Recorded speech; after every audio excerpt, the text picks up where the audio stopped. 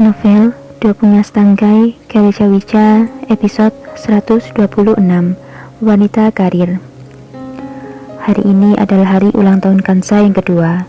Hanafi dan Insa sengaja datang ke rumah utama di pagi buta, membelikan Kansa sebuah kue tart bentuk Barbie kesukaannya.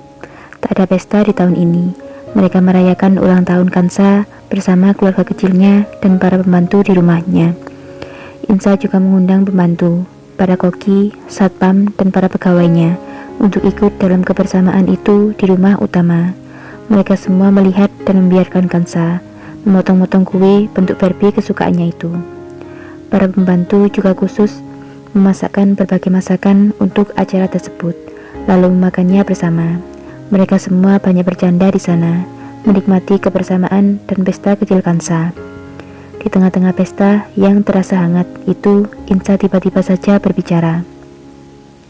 Setelah ini, kita semua akan berkunjung ke makam Salma.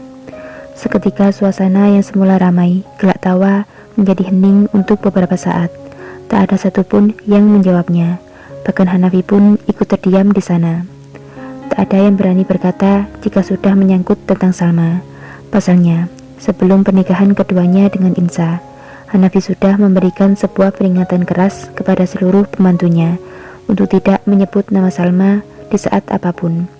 Hanafi takut membangkitkan kenangan buruk lalu yang dialami olehnya dan Insa.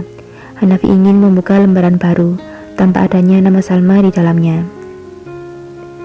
Setelah cukup lama tak mendapat jawaban, Insa menoleh pada Hanafi, dan Hanafi pun segera berkata, "Jika kau mau, maka kita akan ke sana."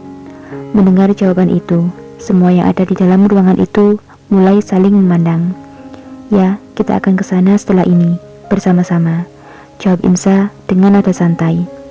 Hanafi pun mengangguk paham, sambil memakan beberapa camilan yang ada di hadapannya. Dia cukup heran dengan pernyataan Insa. Pasalnya baru kali ini selama beberapa bulan pernikahan, Insa membahas lagi tentang Salma. Singkat cerita, mereka semua pun sampai di tempat pemakaman Salma dengan menggunakan beberapa mobil. Insa meminta Hanafi untuk memimpin doa untuk mendiang Salma.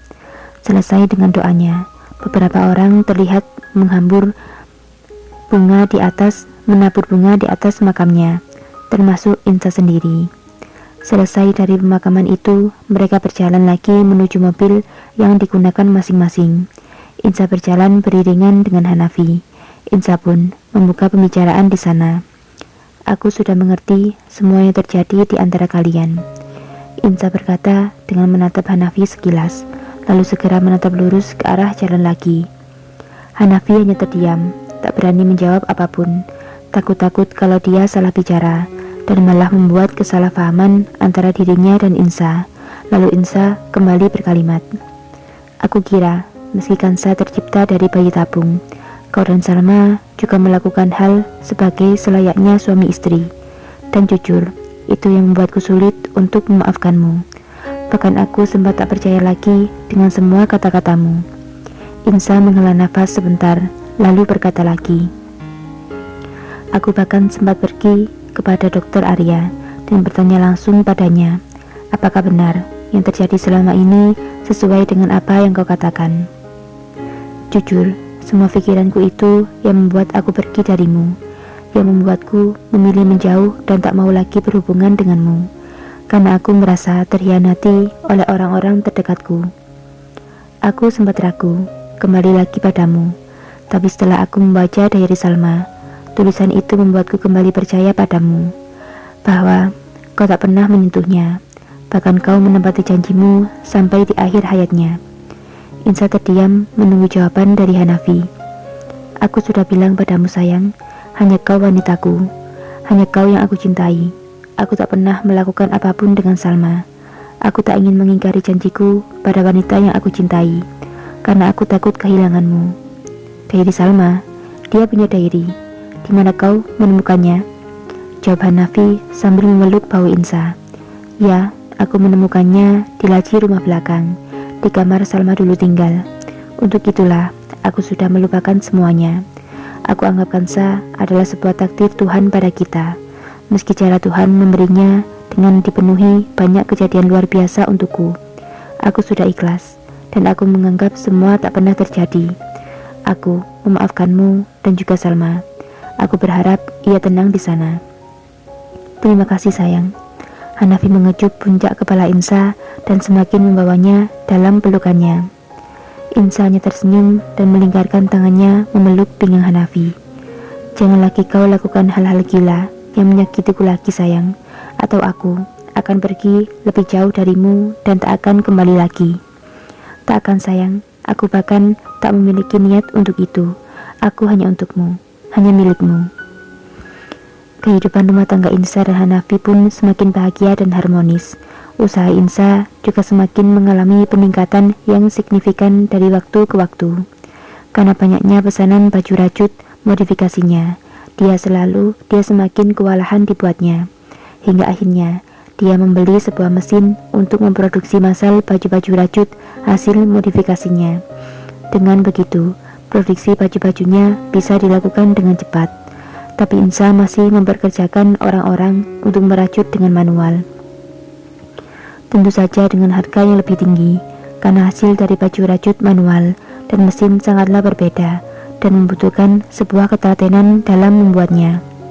Dalam waktu beberapa bulan, Insa dapat memproduksi lebih banyak baju dengan label nama pabrik barunya, menyingkirkan nama-nama label baru yang bermunculan menjadi pesaing pabrik baju rajut milik Insa. Bahkan kini baju rajut mulai banyak dikenal di luar negeri. Insa mulai banyak mengirim baju-baju buatannya ke luar negeri atas bantuan dari banyaknya teman Hanafi. Mereka tertarik dengan baju modifikasi buatan Insa dan mulai mengenalkan di negaranya. Dari situlah pesanan dari dalam dan luar negeri semakin meledak. Baju dengan label namanya sangat terkenal dan banyak dicari di mana-mana sekarang. Insa membuka beberapa pabrik baru di beberapa kota dan banyak menyedot tenaga kerja di sana, terutama kaum wanita. Insa sengaja hanya memperkerjakan para wanita di pabriknya karena ia ingin wanita, terutama mereka yang sudah berumah tangga, mempunyai penghasilan pribadi dan tidak bergantung pada pendapatan suaminya. Menurutnya, banyak wanita yang ditindas dan tak berdaya membiarkan suami-suami mereka bertindak semaunya, hanya karena mereka tak dapat menghidupi dirinya sendiri, hanya karena mereka bergantung pada suaminya. Insa tak ingin semua itu terjadi, apalagi mengingat peristiwa yang sempat ia alami, membuatnya kini tak ingin hanya berpangku tangan pada Hanafi. Ia ingin mendapatkan penghasilan sendiri dengan kerja kerasnya sendiri. Tak disangka, semua kerja kerasnya kini membuatnya menjadi wanita yang sukses. Ia bahkan mampu membeli 3 rumah mewah lengkap dengan properti dan mobil keluaran terbaru. Barang-barang serta pakaian yang dipakainya sekarang juga berasal dari barang-barang branded ternama dan tentu dengan harga yang sangat mahal. Ia sering berlibur sendiri di berbagai negara yang belum sempat ia datangi. Sedangkan Hanafi juga tengah sibuk dengan mengembangkan perusahaannya lagi. Ia juga membuka beberapa cabang lagi.